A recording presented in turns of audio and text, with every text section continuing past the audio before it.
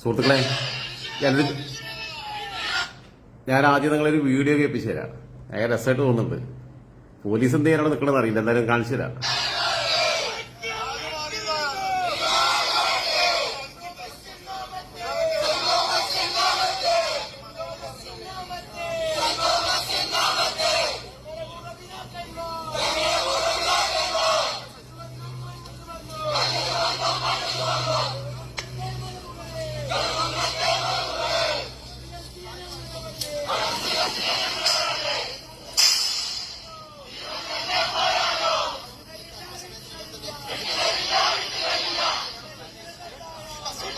ഒരു സെക്കൻഡ്, അതിലെ ഡെസ്സുള്ള ഭാഗത്തേക്കാണ് വരുന്നത്.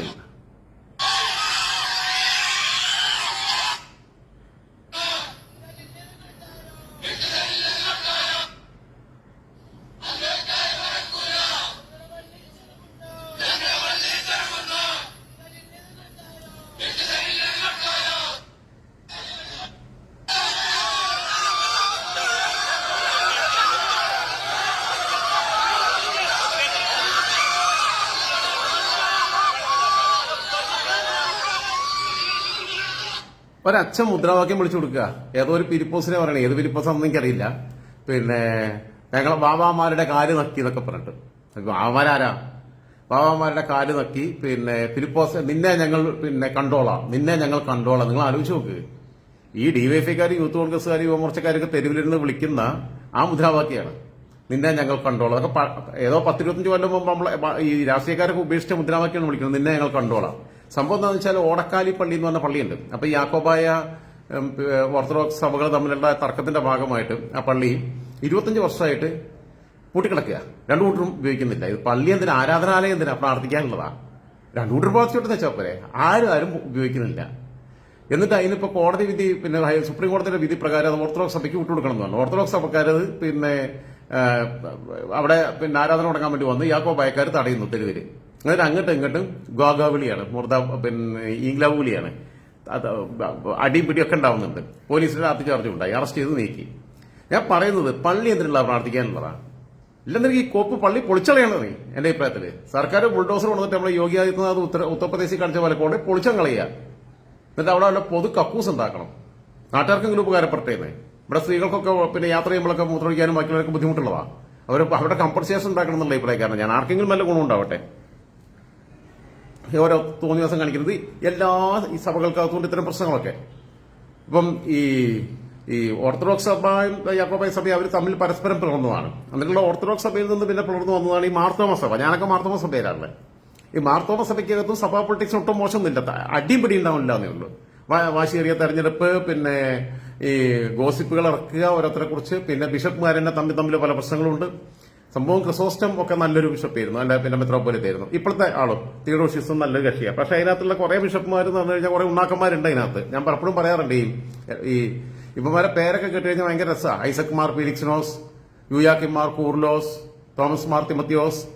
അപ്പോഴാണ് ഞാനൊരു പ്രാവശ്യം പറഞ്ഞിട്ടുണ്ട്, ഞാൻ ഈ മാർത്തോമ യുവജന സഖ്യം എന്ന് പറഞ്ഞ സംഘടനയുടെ തൃശ്ശൂർ തൊട്ട് കാസർഗോഡ് വരെയുള്ള 7 ജില്ലയുടെ 100 ചില്ലാനം പള്ളിയുണ്ട്. അതിലെ യുവജന സഖ്യത്തിന്റെ സെക്രട്ടറി ആയിട്ട് ഞാൻ തെരഞ്ഞെടുക്കപ്പെട്ടത്. 2 വർഷത്തെ ടേമായിരുന്നു. 1 കൊല്ലം കൊണ്ട് ഞാൻ പരിപാടി ചർച്ച പൊളിറ്റിക്സ് അവസാനിപ്പിച്ചു. പക്ഷെ ഞാനത് എൻജോയ് ചെയ്തിരുന്നു. അന്ന് ഞാൻ പള്ളിയിൽ പോവുക, കുർബാന ഉള്ളുക, അങ്ങനെയുള്ള റെഗുലറായിട്ട് പള്ളിയിൽ പോയി ഒന്നും ചെയ്യാറില്ല. കുർബാന ഉള്ളാറില്ല, ഒന്നുമില്ല, പരിപാടിയൊന്നുമില്ല. പക്ഷേ ഇത് ഈ കോളേജിൽ നിന്നൊക്കെ പഠിച്ചിറങ്ങി കഴിയുമ്പം നമുക്ക് യുവാക്കളുടെ ഒരു പ്ലാറ്റ്ഫോമാണ്. അപ്പൊ നമുക്കൊരു നമ്മുടെ ഓർഗനൈസിംഗ് സ്കില്ലൊക്കെ യൂസ് ചെയ്യാൻ പറ്റുന്ന, നമ്മളുടെ ഒരു നമ്മളുള്ള ചെറുതായിട്ടെങ്കിലും ഉള്ള ചില ലീഡർഷിപ്പ് ക്വാളിറ്റികളൊക്കെ ഉപയോഗിക്കാൻ പറ്റുന്ന ഒരു മേഖല എന്ന രീതിയിൽ കലാ മത്സരങ്ങൾ നടത്തുന്നു, സെമിനാറുകൾ നടത്തുന്നു, പിന്നെ ഒരുപാട് പരിപാടികൾ, ക്യാമ്പുകൾ നടത്തുന്നു ഓരോ സെന്ററിലും. ഇപ്പോൾ കോഴിക്കോട് സെന്ററിന്റെ ക്യാമ്പ് അന്ന് ബത്തേരിയിലായിരുന്നു. അതേപോലെ തന്നെ ചുങ്കത്ര സെന്ററിന്റെ ക്യാമ്പ് ഗൂഡല്ലൂരായിരുന്നു. ഗൂഡല്ലൂർ പള്ളിയക്കതിന്റെ, തമിഴ്നാട്ടിലെ ഗൂഡല്ലൂർ പള്ളിയക്കതിലാണ് ഈ ഭദ്രാസനത്തിന്റെ കീഴിൽ വരിക. കുന്നംകുളം സെന്ററിന്റെ ക്യാമ്പ് കിടക്കുന്നു, നിലമ്പൂർ സെന്ററിന്റെ ക്യാമ്പ് കിടക്കുന്നു, തൃശൂർ സെന്ററിന്റെ ക്യാമ്പ് കിടക്കുന്നു. അപ്പൊ ഇതൊക്കെ നമുക്ക് ഭയങ്കര രസമായിട്ട് തോന്നും. പിന്നെ ഭദ്രാസനത്തിന്റെ ക്യാമ്പ്, കലാമേളകൾ എല്ലാം ഒക്കെ നടത്തുക. പക്ഷെ ഈ ചർച്ച് പൊളിറ്റിക്സ് എന്ന് പറഞ്ഞു കഴിഞ്ഞാൽ ഞാൻ നേരത്തെ പറഞ്ഞോളൂ, ഈ ബിഷപ്പ്മാരെ പലരെയും ഞാൻ ഒരിക്കൽ ഒരു ക്യാമ്പിൽ വെച്ചിട്ടാണ് സംസാരിച്ചത്. ബിഷപ്പ് എനിക്കെതിരെ ചില പരോക്ഷമായ പരാമർശങ്ങൾ നടത്തി. ഞാൻ പറഞ്ഞു, ചില ബിഷപ്പ്മാരെയൊക്കെ കാണുമ്പം ഈ യൂസ്ലെസ് മാർ അൺകോൺഷ്യസ് എന്ന് വിളിക്കാൻ തോന്നുന്നു എന്ന് ഞാൻ പറഞ്ഞു. എനിക്ക് അവസാനം ദേഷ്യം വന്നിട്ട്, ഇതൊരു വല്ലാത്തൊരവസ്ഥയാണ്. അത് എനിക്ക് വേറെ ആൾ പറഞ്ഞു തന്ന പ്രയോഗമാണ്. ഇതിപ്പോ ഈ മാർത്തോമ സഭ ഉണ്ടാവുന്നു. മാർത്തോമ സഭ എന്നാണ് ഇവാഞ്ചലിക്കൽ സഭ പിളർന്നു പോകുന്നത്. ഇതിങ്ങനെ പിളരുന്നേന്നേ. അതേപോലെ തന്നെ ഈ KP യോഗന്നാൻ ഈ കോടികളുടെ ഇടപാട് നടക്കുമ്പോൾ അതിന്റെ സാമ്പത്തിക ഇടപാടുകൾക്ക് ഒരു മറയാവാൻ വേണ്ടിയിട്ട് അദ്ദേഹം തന്നെ സ്വയം ഒരു സഭ ഉണ്ടാക്കുന്നു. എന്നിട്ട് അദ്ദേഹം തന്നെ അതിന്റെ മെത്രോപ്പൊലീത്ത. ആലോചിച്ച് നോക്കണം, ഒരാൾ ഒരു ദിവസം കുറെ പൈസയുണ്ട്, കുറച്ച് അനുയായികളുണ്ട്, ഞാൻ ഇന്ന് തൊട്ട് മെത്രോപ്പൊലീത്ത, എന്നിട്ട് ഇന്ന് തൊട്ട് ഞാൻ ഇന്ന പേരിൽ അറിയപ്പെടും. അതുവരെ ഡോക്ടർ KP യോഗന്നാൻ എന്നായിരുന്നു. ഇപ്പൊ മരിച്ചുപോയി എന്ന് പറയാൻ പറ്റില്ല, ചത്തുപോയി എന്ന് പറയാം. ഓക്കെ, ഇതൊക്കെയാണ് സാധനങ്ങൾ. ഇതൊന്നും ആത്മീയതയല്ല. ഇപ്പൊ പെന്തിക്കോസ് സഭ, പെന്തിക്കോസ് എത്രകാലം സഭയാ? പെനവമേക പെന്തിക്കോസിലായിരുന്നു. പെന്തിക്കോസിനാണ് പപ്പകലാണ് കഴിക്കുന്നത്. പെന്തിക്കോസിൽ ഒരു 100 സഭയിലുണ്ട്. ലോകത്താകെ ക്രൈസ്തവ സഭകൾ എത്രത്തോളം ഉണ്ടെന്നുള്ള അറിയില്ല. ഇതിന്റെ ഏറ്റവും വലിയ പ്രശ്നം ഇവരൊക്കെ ഭിന്നിക്കുന്നതിന്റെ പിന്നിലുള്ള കാരണം ആത്മീയമായ അഭിപ്രായ വ്യത്യാസം കൊണ്ടല്ല, ഇവരുടെ അധികാര തർക്കങ്ങൾ. 2, സഭാസ്ഥാപനങ്ങൾ. സഭാസ്ഥാപനങ്ങൾ എന്ന് പറയുന്ന ഒരു സാധനം ഇവരെ സംബന്ധിച്ചിടത്തോളം അത് ഏറ്റവും പ്രധാനപ്പെട്ട ഒരു കാര്യമാണ്. ഞാൻ എന്റെ സുഹൃത്ത് വിളിച്ച ഷബീർ എന്ന് പറയും, ഈ സഭാ സ്ഥാപനങ്ങൾ എന്നൊക്കെ പറഞ്ഞു കഴിഞ്ഞാൽ കോടികളുടെ ഏർപ്പാട് നടത്തുന്നേ. സഭേന്ദ്ര ആശുപത്രി നടത്തുന്ന പണ്ട് ആശുപത്രി മിഷണറികൾ, ബ്രിട്ടീഷുകാരുടെ കാലത്തൊക്കെ ഇവിടെ മിഷണറികൾ ആശുപത്രികൾ തുടങ്ങിയത് സാധാരണക്കാരെ സഹായിക്കാൻ അന്ന് വേണ്ടത്ര ആശുപത്രി സൗകര്യം ഇല്ലാത്തതുകൊണ്ടാണ്. പിന്നെയും കൊള്ളുകയറി വരുന്നല്ലോ. ഈ വേണ്ടത്ര സൗകര്യങ്ങളും ഇല്ലാത്തതുകൊണ്ട് അന്ന് സാധാരണക്കാരെ സഹായിക്കാനാ മിഷണറി എന്ന് പറഞ്ഞാൽ അതാ പ്രവർത്തനം. സുവിശേഷ പ്രവർത്തനം എന്ന് പറഞ്ഞാൽ അതാ. സ്കൂളുകൾ തുടങ്ങി എന്താ? കുട്ടികളുടെ വിദ്യാഭ്യാസം കൊടുക്കണം. അതൊക്കെ ഫ്രീ ആയിട്ട് കൊടുത്തിരുന്നത്. അത് ഒരിക്കൽ ജസ്റ്റിസ് KT തോമസ് പറഞ്ഞിട്ടുള്ള സുപ്രീം കോടതി ജഡ്ജിയായിട്ട് റിട്ടയർ ആയ ജസ്റ്റിസ് KT തോമസ് പറഞ്ഞിട്ടുണ്ട്, ഒരു കാലത്ത് ഏതോ ക്രിസ്ത്യൻ മിഷണറി സ്കൂളിനെതിരെ സുപ്രീം കോടതിയിലെ കേസ് വന്നു, ഉത്തരേന്ത്യയിലെ ഉടമ. അപ്പൊ കേസ് വന്നപ്പോൾ ഈ സ്കൂളിന് അനുകൂലമായും സഭയ്ക്ക് അനുകൂലമായിട്ടുമുള്ള വിധിയെ വന്നു. അന്ന് ആ വിധി ന്യായത്തിലെ പ്രസക്തമായ ഭാഗം അദ്ദേഹം ഉദ്ധരിച്ചു. അടൂർ യൂത്ത് സെന്ററിൽ വെച്ച് നടന്നിട്ടുള്ള ക്യാമ്പിലാണ് അദ്ദേഹം പ്രസംഗിച്ചത്. അദ്ദേഹം പറഞ്ഞു, ക്രിസ്ത്യൻ വിദ്യാഭ്യാസ സ്ഥാപനങ്ങൾ അവർ കുട്ടികൾക്ക് അക്ഷരം മാത്രമല്ല പറഞ്ഞു കൊടുക്കുന്നത്, മറിച്ച് ക്രിസ്തുവിനെ കൂടി കാണിച്ചു കൊടുക്കുകയാണ്. ത്യാഗത്തിന്റെയും സ്നേഹത്തിന്റെയും പ്രതീകം എന്ന രീതിയിൽ ക്രിസ്തുവിനെ കൂടി കാണിച്ചു കൊടുക്കുകയാണെന്ന് പറഞ്ഞു. എന്നിട്ട് അദ്ദേഹം പറഞ്ഞ അടുത്ത വാക്കുണ്ട്, ഇപ്പോഴും ക്രിസ്ത്യൻ വിദ്യാഭ്യാസ സ്ഥാപനങ്ങൾ ക്രിസ്തുവിനെ കാണിച്ചു കൊടുക്കുന്നുണ്ട് കുട്ടികൾക്ക്, പക്ഷേ അത് യൂദാസിനെ പോലെ 30 വെള്ളിക്കാശ് മേടിച്ചിട്ടാണെന്ന്. ഈ ഡൊണേഷനും ക്യാപിറ്റൽ ഫീസും എല്ലാം മേടിച്ചിട്ടില്ലേ? അധ്യാപകരെ എടുക്കുമ്പോൾ അങ്ങനെ തന്നെ ഇല്ലേ? ലക്ഷക്കണക്കിന് രൂപ കോഴ മേടിച്ചിട്ടില്ലേ എടുക്കുന്നത് എയ്ഡഡ് സ്കൂളുകളിൽ? എന്തെങ്കിലും ചാറ്റി എടുത്തിട്ടുണ്ട്? ഏതെങ്കിലും അച്ഛന്മാരുടെ സ്കൂളിൽ ഏതെങ്കിലും ഒരെണ്ണം പറ. ഒരെണ്ണം പറ. എവിടെയെങ്കിലും ഒറ്റപ്പെട്ട എന്തെങ്കിലും സംഭവങ്ങളൊക്കെ ഉണ്ടാവും. ഒരുപാട് നല്ല അച്ഛന്മാരുണ്ട്. എനിക്ക് നല്ല അടുത്ത ബന്ധമുള്ള ഒരുപാട് വൈദികരുണ്ട് പല സഭകളിലായിട്ട്, വളരെ ഡെഡിക്കേറ്റഡ് ആയിട്ടുള്ള. അവരൊന്നും ഞാൻ തള്ളി പറയുകയല്ല. ചില ബിഷപ്പുമാരും ഉണ്ട്. ഇപ്പൊ ഓർത്തഡോക്സ് സഭയ്ക്കകത്ത് തന്നെ ഓർത്തഡോക്സുകാരും യാക്കോബക്കാരും തമ്മിൽ പ്രശ്നം. യാക്കോബയുടെ ഒരു ഗുണാണ്ടർ ഒരു ബിഷപ്പിനെ ഞാൻ കോഴിക്കോട് വെച്ചിട്ട് അന്ന് ഒരു പരിപാടിയിൽ ഞങ്ങൾ ഒരുമിച്ചിട്ടുണ്ടായിരുന്നു. അന്ന് അളവേരിയാൻ പറയുന്നില്ല, ഇത്ര പോണ വലിയ ചങ്ങലമാരിയുള്ള മാല കെട്ടിട്ടാണ് നിൽക്കണതേ. ഇവര് സാധാരണക്കാരനെ കണ്ടാൽ വലിയ ലോഹിയൊന്നുമില്ല. അതേസമയം അമേരിക്കയിലൊക്കെ ഇവിടെ പോയി കഴിഞ്ഞാൽ ഏതെങ്കിലും പൈസക്കാരൻ വന്നു കഴിഞ്ഞാൽ അവരെ കുട്ടികൾ ഇവരെ മടിയിൽ കയറി ഇരുന്നിട്ട് താടിമ പിടിച്ച് കളിച്ചാൽ അവർക്ക് പ്രശ്നമില്ല. സാധാരണക്കാരൻ്റെ അടുത്ത് ഭയങ്കര, പിന്നെ ഇവരെ കൈമുത്തണം. ഞാൻ ഇന്നലെ ജീവിതത്തിൽ ഒരു ബിഷപ്പിന്റെ കൈമുത്താൻ പോയിട്ടില്ല. പോകൂല്ല. എന്തൊക്കെ കാട്ടിക്കൂട്ടുകയെന്ന് വെച്ച് കഴിഞ്ഞാൽ ആലോചിച്ച് നോക്ക്. ഈ വിദ്യാഭ്യാസം കച്ചവടം, ആശുപത്രിയുടെ കച്ചവടം, എല്ലാ സഭകളും കണക്കാക്കി. കത്തോലിക്ക സഭേനെ എടുത്ത് വയ്ക്കും. ഞാൻ പറഞ്ഞില്ല, പെന്തക്കോസ്ത് സഭ എന്നാൽ 100 കണക്കിന് സഭയാണ്. എല്ലാവർക്കും പാസ് ആവണം, എല്ലാവർക്കും സെൻട്രൽ പാസ് ആവണം. അപ്പോൾ ഒരാൾക്ക് സെൻട്രൽ പാസ് ആവാൻ പറ്റിയിട്ടില്ലെങ്കിൽ അപ്പോൾ കുറച്ച് ആൾക്കാരെ കൂട്ടിയിട്ട് അയാൾ വേറെ സഭ ഉണ്ടാക്കും. അങ്ങനെ സ്വന്തം സഭ ഉണ്ടാക്കി നടക്കുന്ന ആൾക്കാരുണ്ട്. ഒറ്റയ്ക്ക് നാട്ടുകാരെ പറ്റിച്ച് അവരെ പൈസയ്ക്ക് ജീവിക്കുക, പണിയെടുക്കാതെ വേർക്കാതെ. ആത്മാർത്ഥമായിട്ട് ചെയ്യുന്നവരെ തള്ളി പറയുന്നില്ല. അങ്ങനെ ഒരു മടച്ചന്മാരെ എനിക്ക് അറിയാമെന്ന് ഞാൻ പറഞ്ഞു. പല സഭകളിലായിട്ടുള്ളവരെ അറിയാമെന്ന് പറഞ്ഞു. പക്ഷേ അതേപോലെ കത്തോലിക്ക സഭയ്ക്കകത്ത് ഒരു വശത്ത് പീഡനം, കന്യാസ്ത്രീ സംസ്കാരമൊക്കെ എടുത്ത് കളയണം.